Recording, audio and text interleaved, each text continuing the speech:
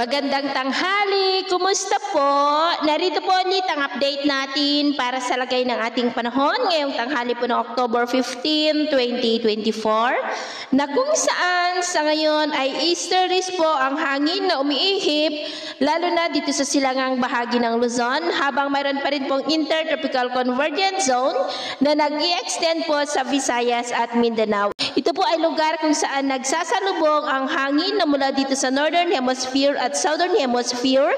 Kaya po yan tinagurian na breeding ground ng mga bagyo dahil sa salubungan ng mga hangin ay nakakabuo po yan ng mga sirkulasyon at kalaunan nagiging LPA hanggang sa maging bagyo at posible ngayong weekend o bago mag-weekend ay may mabuong sama ng panahon within that ITZZ at ang development niya ng ating babantayan kung matutuloy po o hindi at ang susunod na bagyo dito sa loob ng ating area of responsibility ay tatawagin po sa local name na Bagyong Christine.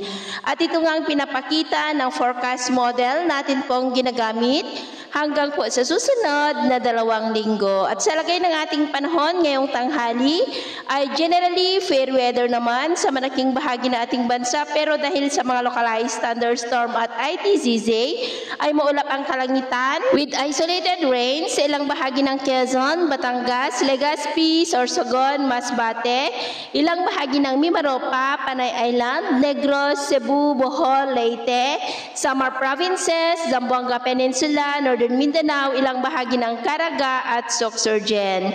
At sa susunod na mga oras ay mas maraming lugar na ang makakaranas ng mas maulap na kalangitan with isolated rain sa malaking bahagi ng Mindanao, Kabisayaan, ilang bahagi ng Mimaropa, Camarines Provinces, Quezon, Pangasinan, Zambales, ilang bahagi ng Ilocos Region, Cagayan Valley at Mountain Province, maging po sa ilang bahagi ng Benguet, kaya mag-ingat po tayo sa posibleng banta pa rin po ng mga pagbaha at pagguho ng lupa.